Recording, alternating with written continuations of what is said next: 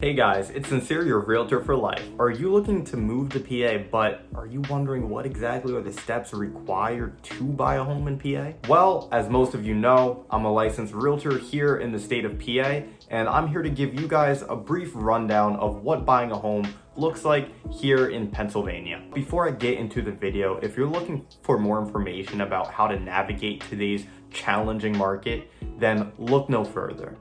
I have two guides, one for buyers and one for sellers, about everything you guys need to know about today's market, so you can make the most educated decision you guys can for you and your family. The link is in the description down below. It's free information, have a look. Now, with starting off to buy a home in Pennsylvania, you're gonna wanna find a good real estate agent for you. Now, the realtor has many duties to help you out with. However, we're gonna shorten this down to three main duties, which is one, they will be able to schedule and also acquire information on listings that you are interested in. So they will be scheduling showings, but as well as getting information such as when is the roof replaced, when was certain items replaced, why was there a insurance claim on this house. They will be able to gather all that information for you, so then you can make an educated decision for you and your family. Not only that, but they also help with contracts and making sure that you stay in the timeline of the contracts.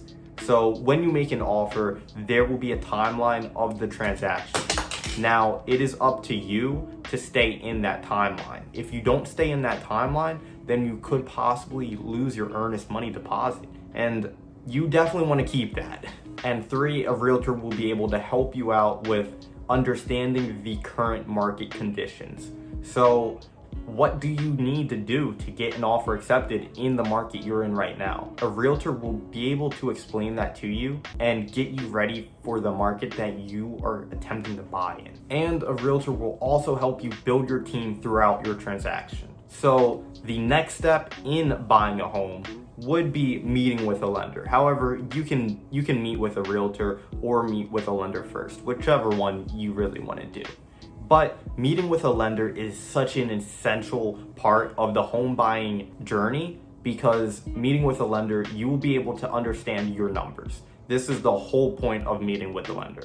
Understand how much home you can buy, but also understand how much monthly will each home cost you. After you meet with a lender, you will be able to get something called a pre-approval letter. Now, this letter will be the maximum you are pre-approved for. So after you get your pre-approval letter, you will have a good understanding of exactly how much you need to put down on this asset, but not only that, but how much monthly this asset will cost you. Now, once you've met with a realtor and you've met with a lender, the next step is pretty much the funnest part of the home buying process, which is home tours. Now, home tours may be fun, but I don't recommend just looking at as many homes as you can look at. At most, I would recommend maybe 5 or 6 a day, but depending on how wide your search is, I would recommend you keep that number below 6 a day. The main thing is you want to stay focused on the mission. So what homes are out there that you really like more than all the other homes? Then see those homes, and if you're really interested in them, ask for as much information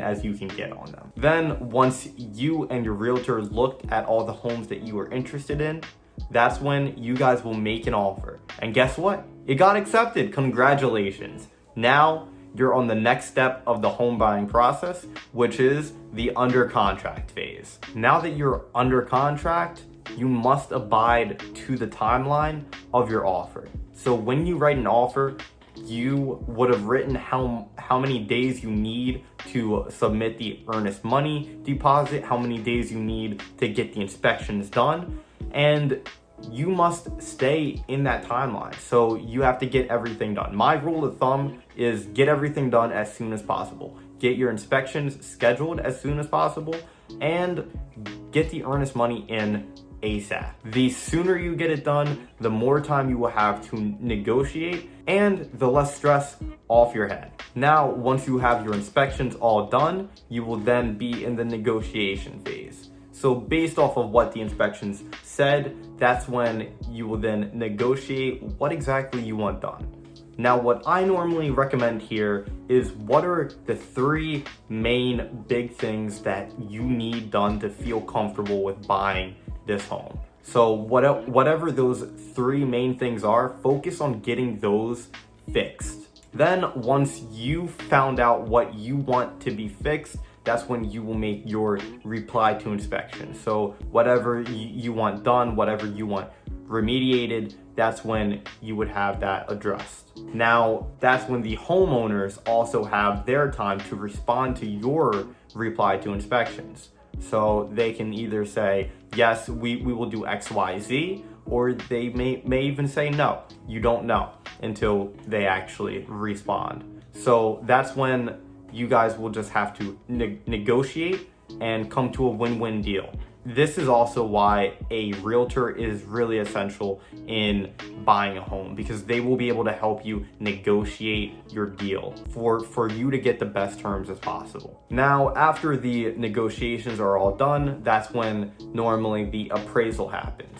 Now, the appraisal is when the appraiser comes in and announces an estimated value of the home. Now, a good thing is if the estimated value of the home is above what you offered, or at least equal to what you offered. Now, if the appraised value comes in lower than the home, that's when you may have to negotiate the gap in the appraisal. But after you guys have come to a win-win deal and all the inspections are negotiated and the appraisal is all done, that's when you guys are pretty much all set to close, and you just gotta wait until the closing date. Now, typically to close on a home, it normally takes around 30 days. However, it may be longer, it may be a little bit less than that, depending on the type of financing you are using. And that is an overview of how to buy a home in PA.